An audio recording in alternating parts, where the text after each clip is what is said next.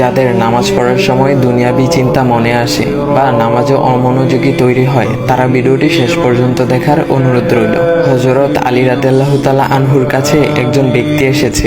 তখন লোকটা বলল, হুজুর, আমার নামাজে মন বসে না। নামাজে দাঁড়ালে আমার দুনিয়াবি নানা চিন্তা আসে। হুজুর, আমার এই নামাজ কি আল্লাহ তাআলা কবুল করবেন? তখন হযরত আলী রাদিয়াল্লাহু তাআলা আনহা বলেছেন, না, তোমার নামাজ কবুল হবে না।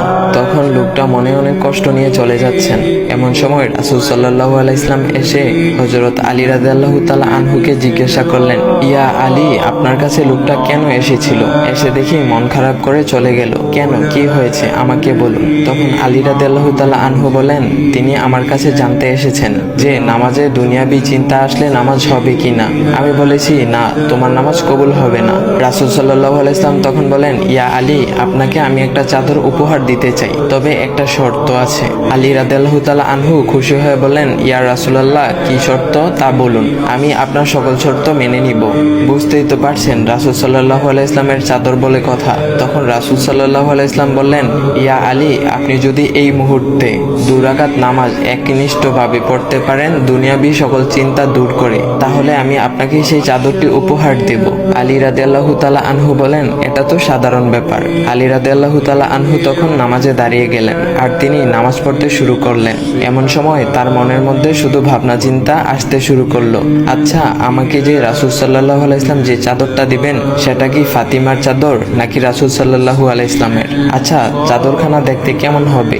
এই বিভিন্ন বিষয় নিয়ে ভাবতে লাগলেন। তিনি ভুলেই গেছেন যে দুনিয়াবি চিন্তা নামাজে আনতে রাসূল সাল্লাল্লাহু আলাইহি ওয়াসাল্লাম নিষেধ করেছেন। এর মধ্যে আলী রাদিয়াল্লাহু তাআলা আনহুর নামাজ পড়া শেষ। আলী রাদিয়াল্লাহু তাআলা নামাজ শেষ করে রাসূল সাল্লাল্লাহু আলাইহি ওয়াসাল্লামকে বলতেছেন, ইয়া রাসূলুল্লাহ, আমি আপনার শর্ত মেনেছি, এখন আমাকে চাদরখানা উপহার দেন।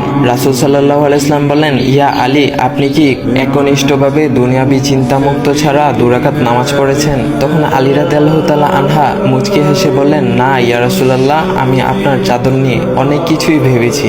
তখন রাসূল সাল্লাল্লাহু আলাইহি ওয়াসাল্লাম বলেন, ইয়া আলী, নামাজ তোমারও হয়েছে, আর তুমি যাকে নামাজ হবে না বলে ফতোয়া দিয়েছো, তার নামাজও আল্লাহ তাআলা কবুল করে নিয়েছেন।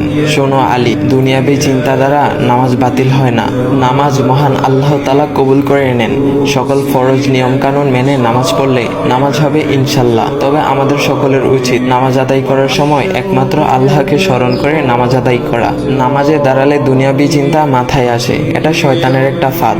আল্লাহ তাআলা আমাদের সকলকে শয়তানের কুমন্ত্রণা থেকে হেফাজত রাখুক এবং সঠিকভাবে মনোযোগের সাথে নামাজ আদায় করার মতো তৌফিক দান করুক। সবাই বলি আমিন। চাইলে ভিডিওটা আপনি অন্যদের কাছে শেয়ার করতে পারেন, এতে অন্যদের ভুল ভ্রান্তিগুলো দূর হবে।